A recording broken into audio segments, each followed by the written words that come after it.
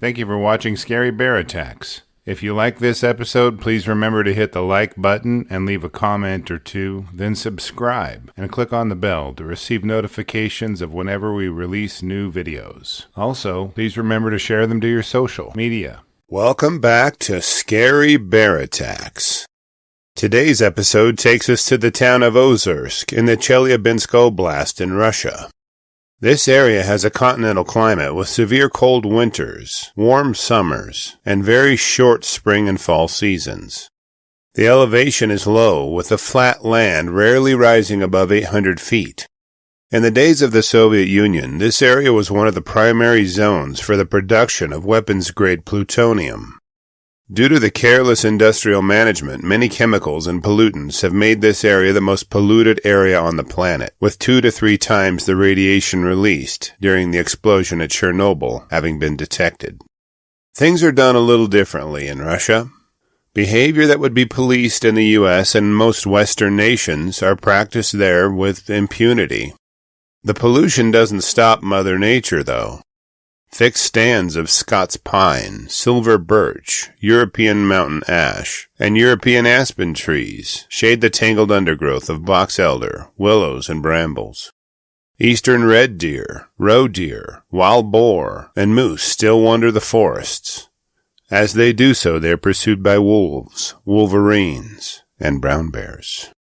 In 2014, 37-year-old professional hunter Sergei Grigoriev was hunting in the forest outside of town. As he made his way through the trees, he stumbled upon a pair of brown bear cubs, but could not locate a sow in the area. He likely wondered if the sow had been killed by a boar while defending her cubs, but some wondered if he had killed the sow and taken the cubs afterward. Either way, he must have had his own version of a hallmark moment when he decided to adopt the cubs and help them find a new home. Sergei brought the cubs to a suburban acreage on the outskirts of Ozersk. He helped a local tradesman construct a sturdy cage from rebar to contain the cubs until he could find a more suitable home for them. After some time, he found a good home for one of the cubs, but only received offers to purchase the other from a bait station. These stations are known to use live animals to teach hunting dogs how to pursue them, and are known for terrible and abusive conditions. Sergei couldn't bring himself to sell the cub to the station and decided to raise it himself. He named the cub Grumbler because it constantly growled and displayed a hostile disposition. For the following 4 years, Sergei took Grumbler on leashed walks around the property, played with him, and fed the rapidly growing bear. Grumbler grew up alongside Sergei's son, who was born a short time after Sergei found the cub. Grumbler also had 3 dogs he shared the property with. As Grumbler grew, he began to exert himself with Sergei. At one point, he attacked the man and injured him, but Sergei didn't take the attack seriously. His family and friends advised him to find a new home for the bear, but he'd grown attached to Grumbler, even though he was aggressive at times. On December 18, 2018, Sergei was invited to his neighbor's house for tea. Grumbler was left locked in his cage, and it seemed like an ordinary day. One curious fact about a captive bear is they can't hibernate like they do in nature. Normally they would find a sheltered bit of ground and excavate a den to sleep in the winter, but in a cage they cannot do this. After departing his neighbor's house, Sergei's whereabouts could not be accounted for a few hours. His family tried to call him on his cell phone, but he did not pick up. They decided to stop by his house just to see if he was okay. Upon arriving at Sergei's house, his relatives could see Grumbler running around the property, but could find no trace of Sergei. They let their dog out of the car as they began searching for him on foot. Grumbler decided he didn't like the unannounced guests and began to aggressively move toward them. Their dog intervened, which allowed them a few seconds to escape the bear and get back into the vehicle. Sergei's relatives waited inside their car after notifying police of Grumbler's bizarre behavior. Upon arriving at Sergei's residence, the police began a ground search to investigate what was going on. While walking the property, the police found a blood trail in the snow. The signs at the scene were ominous, but they hadn't found conclusive proof of any significant crime or accident yet. A short distance into the search, they found the relative's dog that had protected the family from Grumbler a short time prior. The dog had been largely consumed, and its carcass was eaten right down to the bone. This alarming scene only provided the police officers with concern for Sergei's whereabouts and condition. They knew that the evidence they'd found so far was foreboding and pointed to a tragic series of events. As they searched the remainder of Sergei's property, the police noticed that the other two of the three family dogs were running around the property. That is when they discovered a second dog carcass, which was also largely consumed. Now fully aware that there was much more to Sergei's case than meets the eye, they continued their search for the man. Near Grumbler's cage, they stumbled upon a horrific sight. Sergei's corpse was discovered lying in an isolated corner of his acreage. He had been partially consumed, and the only culprit the officers could find was Grumbler. Now, Russian police officers don't go to investigations entirely unprepared. They typically carry an MP443 Grok, which is chambered in 9mm and is a semi-auto setup. Upon finding Sergei's corpse, the police ran into Grumbler. The bear was acting erratically and aggressively toward the officers. It was like he was protecting his kill and possibly thinking of making the officers his next food cache. An unspecified number of police officers opened up on Grumbler with their Groks and dispatched him before he could kill and eat any more dogs or people. Following dispatching Grumbler, the police issued a public statement indicating that the bear no longer posed a threat to citizens' lives or health. While investigating the premises, they noticed Grumbler's cage was now open somehow, which allowed him to menace his friend and owner Sergei. After hearing tales of Grizzly Adams taming wild grizzlies in the U.S., I was left with the impression that brown bears may have the potential to be tamed and domesticated a bit, if you will. Sergei spent 4 years of his life doting on a little brown bear cub, feeding it, housing it, and playing with it, only to be killed and consumed by it. Is this outcome a tragedy, or is there an air of predictability to it? After reviewing the facts surrounding this episode, I'm left with a few questions for you. Do you think Grumbler was behaving so aggressively because he couldn't hibernate while in captivity? Was there some unknown factor in the bear's aggressive behavior towards Sergei and the dogs it was raised with?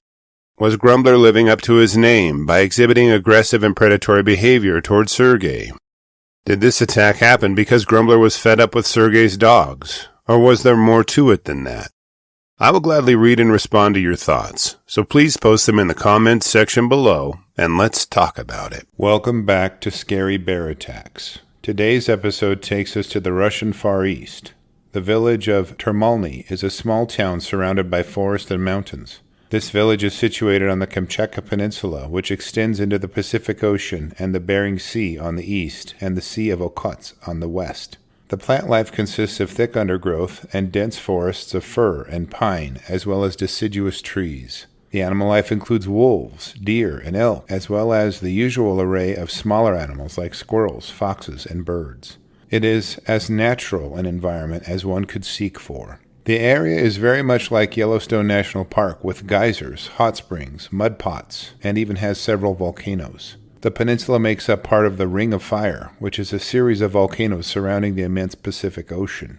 Igor Tsyganenkov and his stepdaughter Olga Moskalyova were on a camping trip near a local river and fishing in late August of 2011. The pair apparently returned to camp to find that Igor had forgotten a fishing pole on the bank of the river, so they decided to return together to recover it.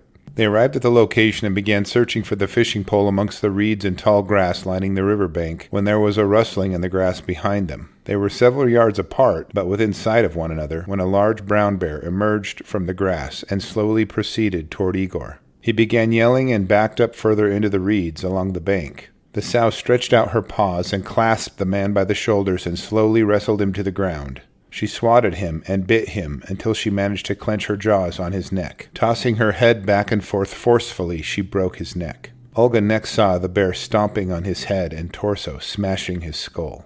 His broken body lay still as the bear's 3 cubs trotted over to their mom's side.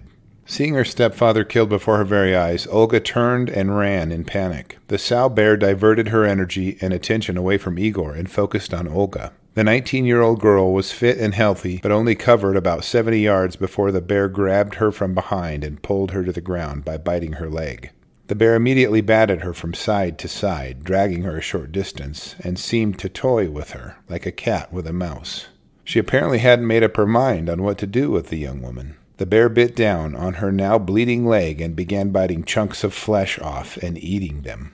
The horror of the scene seemed surreal and is the substance of nightmares. Olga could feel the bear biting and tearing her flesh and knew her stepfather was dead, so she did the only thing she could do. She used her cell phone to call her mother. Fighting back was obviously futile, as Igor was overpowered in no time, so she hoped to have someone come and rescue her. Tatiana, Olga's mother, answered the phone to hear her beloved daughter screaming, "Mom, the bear is eating me! Mom, it's such agony! Help me, Mom!" And initially thought it was a prank, as Olga was known to be fun-loving and enjoyed laughing. But then Tatiana picked up on the tone of her daughter's voice. She was terrified and in obvious pain. She could also hear the bear growling and chewing on Olga. This phone call lasted for the better part of an hour. She knew this was a serious situation and no joke, as she'd hoped. Having lost communication, Tatiana decided to call Igor and see what was really going on. She called his number, but he did not answer. She had no idea Igor was already dead. She called the police and her relatives to get them to go and save Igor and Olga. It was then that her phone rang again.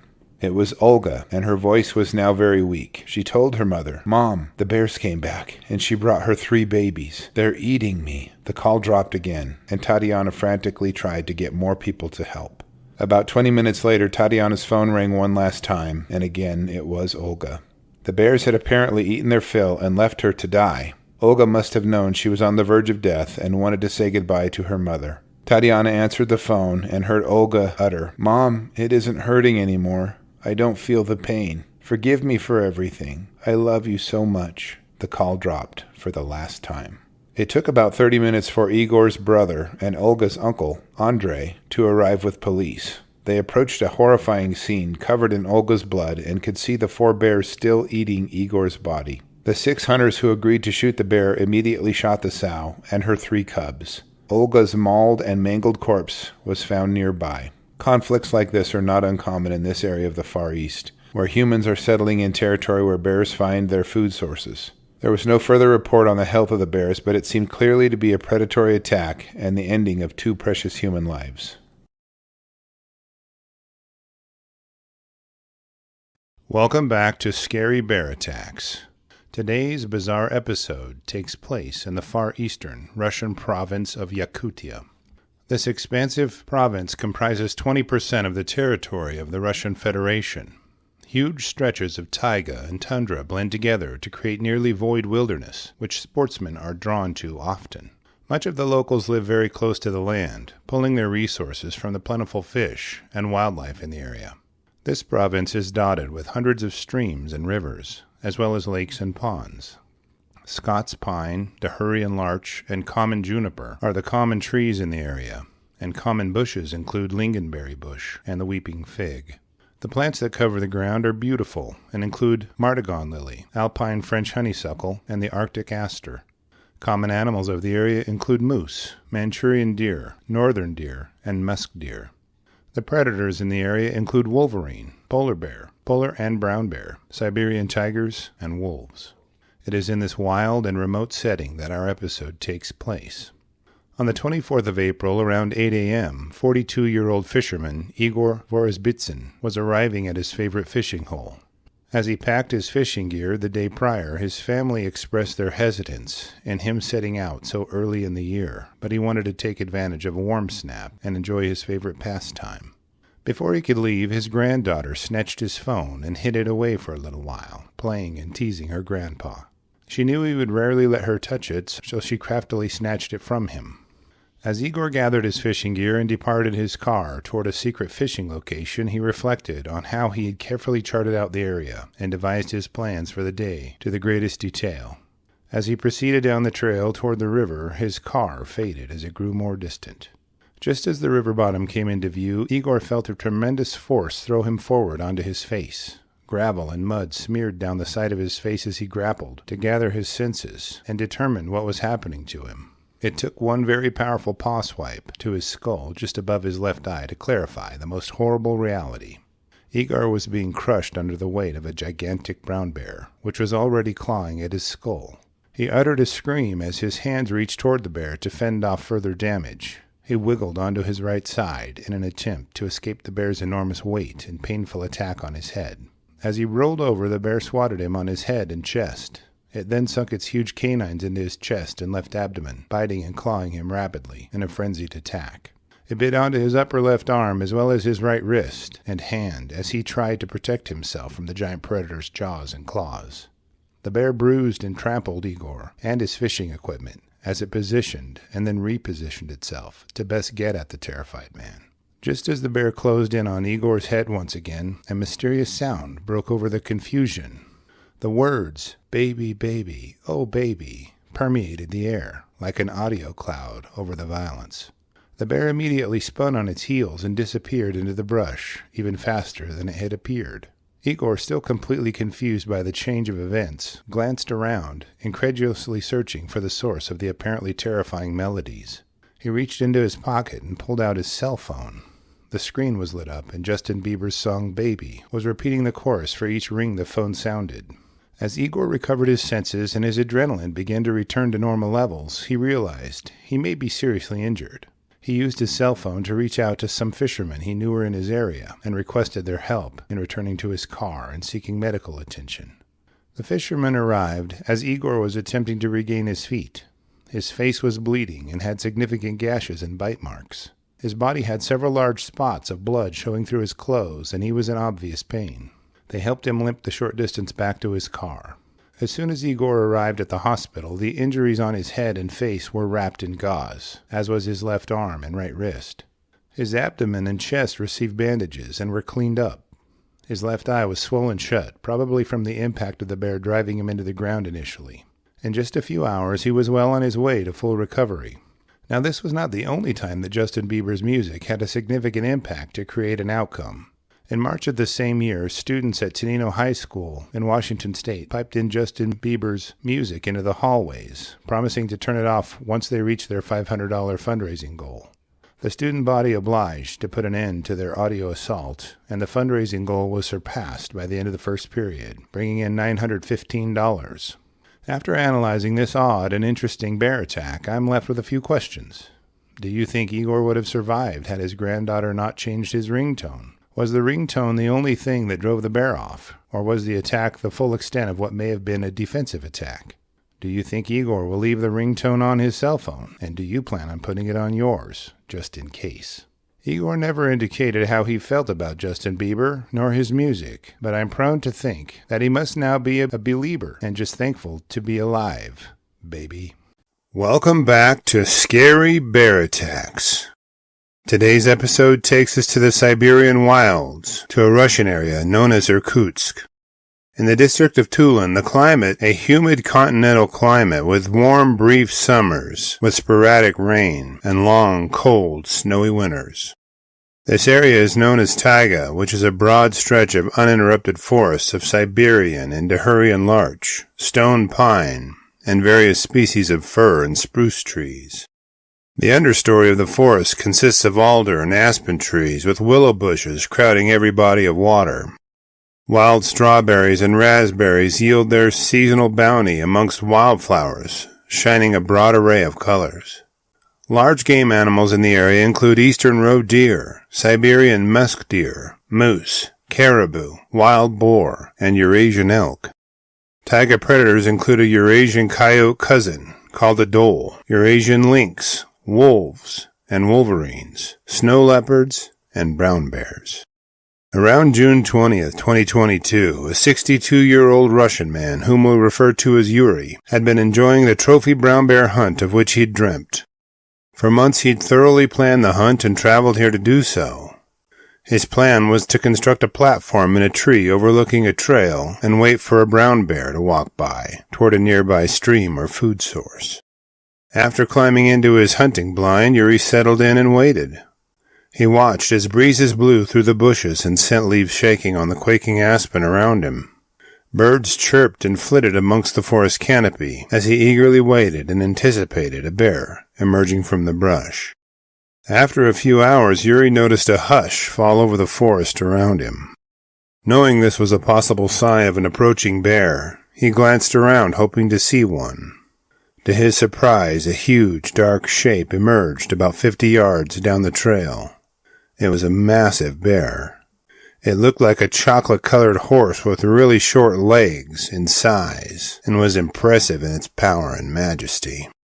Yuri raised his rifle and tried to calm his breathing. He couldn't believe he was a simple trigger squeeze away from harvesting the trophy bear he'd dreamt of so many times and for so long.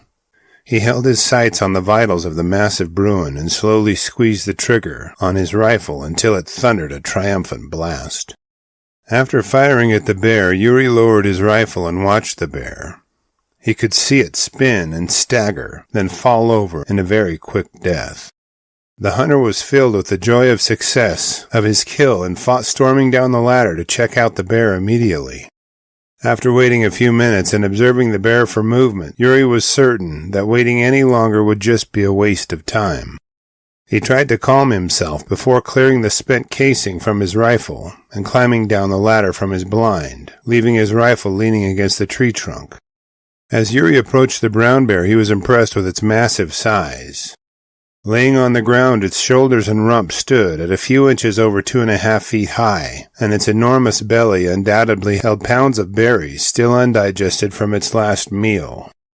Approaching within a few feet, Yuri was terrified to see the bear's eyes open and head lift from the ground.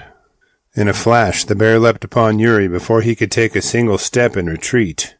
He knew this was the worst-case scenario, and could only hope that the bear's wounds would kill it before it could kill him. A few hours later, Yuri was overdue to return, and his hosts began to grow concerned. They knew that he would have returned had he killed the bear to recruit help in packing it out, so his absence set an ominous concern across the other bear hunters' faces. They chatted about what to do and what could be keeping Yuri so late. They decided to organize a search party to locate him and agreed to head out in the morning. After waking, the search party met near the camp. Making their way through the forest, they soon found the trail leading to the hunting blind and proceeded along it with trepidation. They found Yuri's hunting blind, but Yuri wasn't there. After spreading out a bit, one of the searchers suddenly voiced that he had found Yuri's body. The armed men gathered around Yuri's corpse and were horrified by his appearance. He was lying on his back with his arms crossed over his abdomen. Yuri's head was completely crushed in what was an immediately lethal bite. On his corpse, the rescue party could see numerous slashes from the bear's claws and paired puncture wounds on his neck and various other parts of his body. The rescue party turned sullen as they recognized their mission turned from a rescue to a recovery. As they talked about what to do next, one of the men pointed to a dark shape in the bushes a short distance away. Suspecting it may be the bear, the men prepared themselves for it to emerge in a defensive attack on them for violating its food cache. The shape didn't move for several minutes, so a few brave volunteers decided to investigate the shape. As they covered the 50 yards, the enormous motionless shape of the giant brown bear appeared. They examined the bear's carcass to see why it had died. As far as they could tell, the bear had ambushed Yuri, perhaps while he relieved himself after departing the hunting blind. Upon finding a bullet wound, they began to put together the puzzle the attack scene presented. After finding a single rifle casing in the hunting blind, they understood that Yuri had approached the bear after severely wounding it before being attacked. They loaded his corpse onto a canvas gurney to carry him out and return him to his loved ones. Before bringing Yuri down the trail, they looked around and noticed that there were no animals cached by the bear, and it couldn't have been surprised by the man, given he was in a tree blind. There was no cub tracks present at the scene, so they chalked Yuri's fatal bear attack up to vengeance. Speaking of Cubs, our Cub Cheer membership will give you ad-free early access to each of our episodes, plus access to pictures from attack scenes that wouldn't pass YouTube guidelines. The $3 each month will help me continue to make more interesting and educational episodes like this one, so your membership is appreciated. After reviewing the facts surrounding this episode, I'm left with a few questions for you. Given the size of this bear, would you approach it after only a few minutes of its apparent death? Was the bear awake the entire time, or did it suddenly wake up when Yuri approached it? Why didn't Yuri shoot the bear again just to make sure? What would you do if you were suddenly caught in a frenzy of slashing claws and snapping jaws? To me, it is the stuff of nightmares. I will gladly read and reply to your thoughts, so please post them in the comments section below, and let's talk about it. The statue was behind him now, by 50 yards, and the roar of the traffic on the highway beyond it began to fade as he felt himself being dragged through the brush. His arms flopped from side to side with each tug the giant bear made. Struggling to see through the blood trickling into his eyes, he could see the forest canopy creeping by with each pull. Welcome back to Scary Bear Attacks. On Sakhalin Island, off the coast of the Russian Far East, the city of Yuzhno-Sakhalinsk, host to 181,000 people, spreads across the rolling forested landscape. It is the administrative capital of the Sakhalin Oblast, or Russia's version of a state or province, and is comprised of the island of the same name. Sakhalin's landscape is characterized by boreal forests of spruce, fir, and birch, with dense undergrowth of blueberry, cranberry, and willow. Native herbivores such as roe deer, elk, and hares roam these woods, while apex predators like lynx, wolves, wolverines, and an aggressive population of brown bears prowl the shadows. Bears here take advantage of salmon runs along coastal streams and nutritional bounty from berry patches, drawing them closer to human settlements during foraging season. Just south of the town is a resort area marked by a statue of 3 deer. It has become quite a spot for tourists and newlyweds, and sits only 50 yards from a major highway. Across that highway is a stretch of forest and mountains, cherished by brown bears as prime habitat. But in Russia, people also embrace the wilderness and hope it doesn't embrace them back. On June 23, 2025, a handful of laborers were clearing the forest for development and were guarded by a trusty camp dog, whom we will call Tasha. There was no mention of the men carrying firearms or bear spray, but given there were at least 4 workers, they may have felt the numbers worked in their favor. As the men spent the morning leveling the soil around the site, they decided to take lunch and relax for a while. As they reclined on their equipment, Tasha began to bark and stare into the brush near the work site. The workers watched as a year-old brown bear cub climbed the short slope to within 10 yards to investigate what was going on. They watched as the cub and the dog danced back and forth with each other in a standoff that seemed both playful and serious. The two dashed back and forth toward the workers, then back toward the slope, as if the cub was trying to lure the dog away from the site. Now this cub was significantly larger than the husky hybrid Tasha. An offhand guess at its weight would put it between 150 to 200 pounds, meaning it was big enough to threaten a man. But as the cub returned to the edge of the slope, a massive round brown head emerged from just behind it, followed by the powerful body of a mature sow brown bear. A video of the encounter is available at our Patreon site, linked below for your review. This wasn't the first time the sow and cubs had visited the work site. They'd been seen in the brush around the perimeter, and the workers likely reported their presence to wildlife officers. Armed rangers were assigned to patrol the site to ensure the workers' safety, but were also assigned to other locations, so patrols were spotty at best. As the sow and the cub siblings slowly and cautiously made their way up the hill, they scanned the men in an investigative manner. Now, alongside the first cub, the sow dropped her head to the ground and sniffed the area, as if searching for additional information. Glancing back and forth, she began to position her feet for a charge toward the men. Covering the distance in only 2 bounds, she closed in with a roar as the men scattered, trying to escape her wrath. As one of the men, whom we will call Yuri, fled through the forest, he could hear the horrified screams of his co-workers. He knew these bears were more than just curious. They'd come for dinner. In a panicked retreat, he made his way through the forest and presumably back to the highway, where he may have flagged down a passerby and called for help. The wildlife officers charged with ensuring the men's safety while they worked were nowhere to be found on site when the bears approached. It isn't clear if they responded to Yuri's pleas for help, but when they returned, they found a macabre scene. Just down the slope, they found the first victim. He was alive and struggling due to blood loss and traumatic wounds to his body. Authorities were notified, and medical responders were sent to the area. They bandaged his wounds and rushed him to the nearest medical center, but he succumbed to blood loss en route. As the officers were searching for the remaining workers, they came upon a seriously wounded and unconscious man lying in the bushes a few hundred yards away. He'd left a blood trail and fled until he lost consciousness from blood loss. He was triaged at the location and transported to the nearest medical center, where he's recovering from critical injuries. Having accounted for 3 of the 4 workers, the officers began to search further into the brush. A short distance from the worksite, they located a pile of sticks and debris that they recognized as a bear food cache. Beneath the piled duff, they located the corpse of the last of the workers. He'd suffered severe injuries and had been buried by the bears for later consumption. An investigation was immediately launched to determine how this attack had occurred.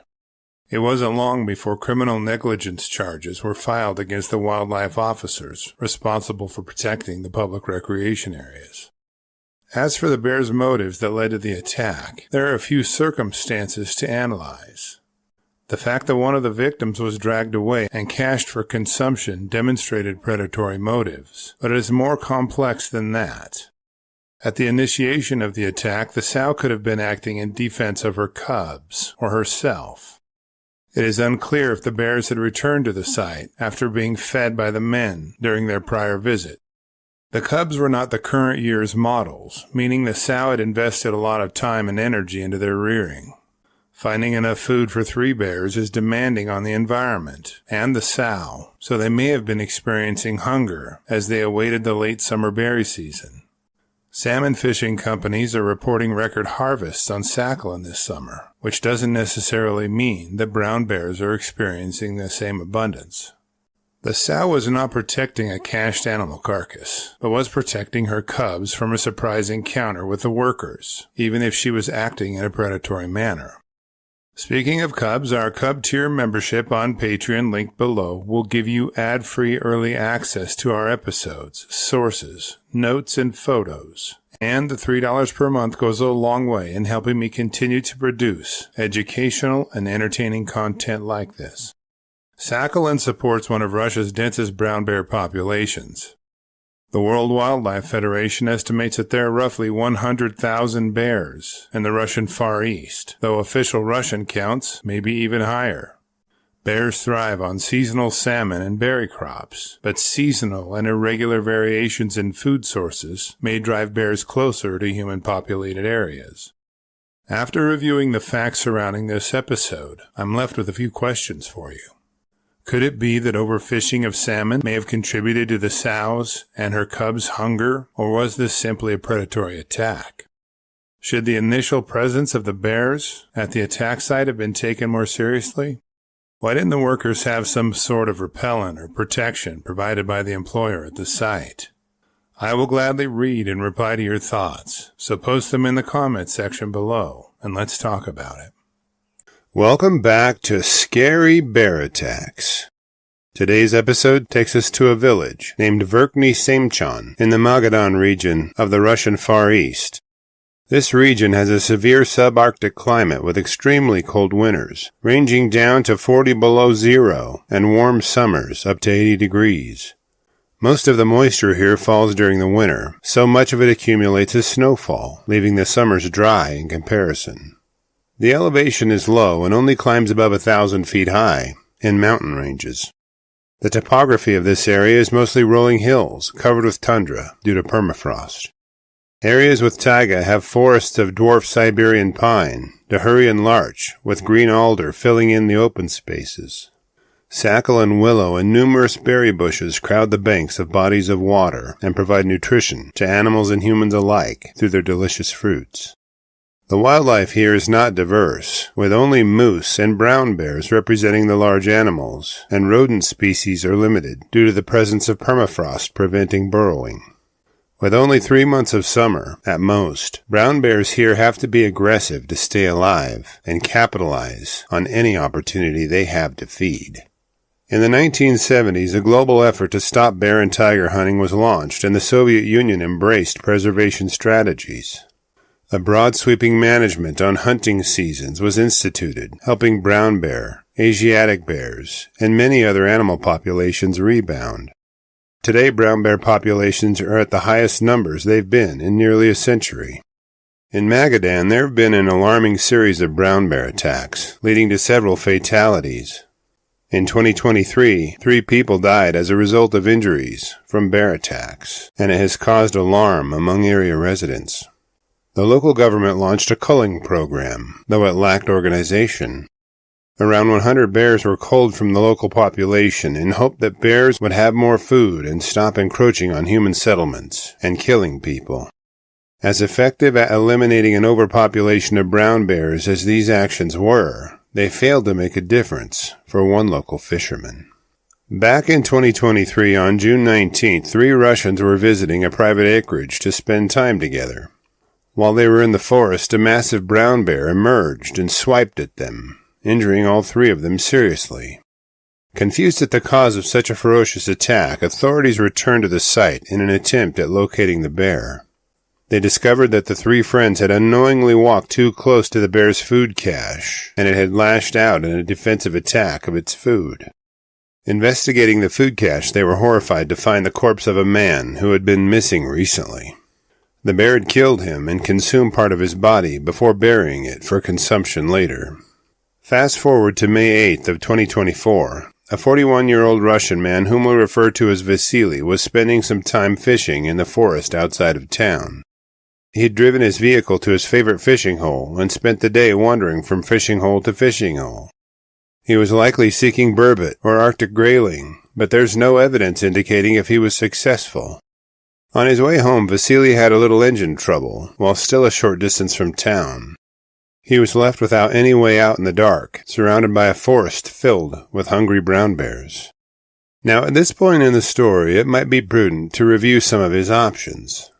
My choice would have been to remain in the vehicle and to sleep there for the night. By the light of day, finding help would be easier and walking out would be safer. But Vasily had a different evaluation. His choice may have been influenced by a need to get back to his family or being broken down only a short distance from town. Either way, he made a disastrous decision in choosing to try to walk out at night time when bears are most active. Friends and relatives of Vasily's reported him missing the next morning, and a rescue party was sent to find him. They'd likely hoped for the best, but after finding his empty vehicle, the possibilities took a grim turn. While examining the surrounding area, members of the search party located a disturbance in the bushes. Following the broken limbs led them to Vasily's partially eaten remains. It was clear a brown bear had found the man as he walked through the dark forest and killed him to eat him. While examining the evidence at the scene, it was clear that a single brown bear had been the culprit of Vasily's death. They found no cub tracks, eliminating the potential for a protective sow having killed the man. Speaking of cubs, our Cub Tier membership on Patreon, linked below, will give you ad-free early access to our episodes, and the $3 per month goes a long way in helping me continue to produce educational and interesting content like this. The Oblast of Magadan is home to approximately 16,000 brown bears, distributed over its 178,000 square miles of mostly wilderness. That puts bear density about 1 bear for every 92 square miles. But if bears were distributed evenly, his chances of running into a bear would be minuscule. One factor that worked against Vasily is that the salmon run was late this year. The absence of food forced the bear population to follow their noses into areas closer to town than they would normally be found. As he got closer to town, the odds of him being attacked increased with each step he took. Magadan has a brown bear hunting season to help control brown bear populations. A total of 2,500 bear tags are issued to area hunters each year, but they manage to harvest only 250 bears on average. After reviewing the facts surrounding this episode, I'm left with a few questions for you. Are brown bear population recovery efforts effective, or are they causing an imbalance in nature? Did you expect bear population densities to increase in density closer to town? Can residents of bear country be expected to understand what environmental factors influence bear behavior? Would you decide to walk through the woods at night in bear country? I would have opted for a restless night in an uncomfortable car seat. I will gladly read and reply to your thoughts, so please post them in the comments section below, and let's talk about it. Thank you for watching Scary Bear Attacks. If you've enjoyed this episode, please consider clicking on the like button and clicking on the bell icon. We'll help you know when we post our new episodes. Posting our video links to your social media profiles furthers awareness, and it's fun.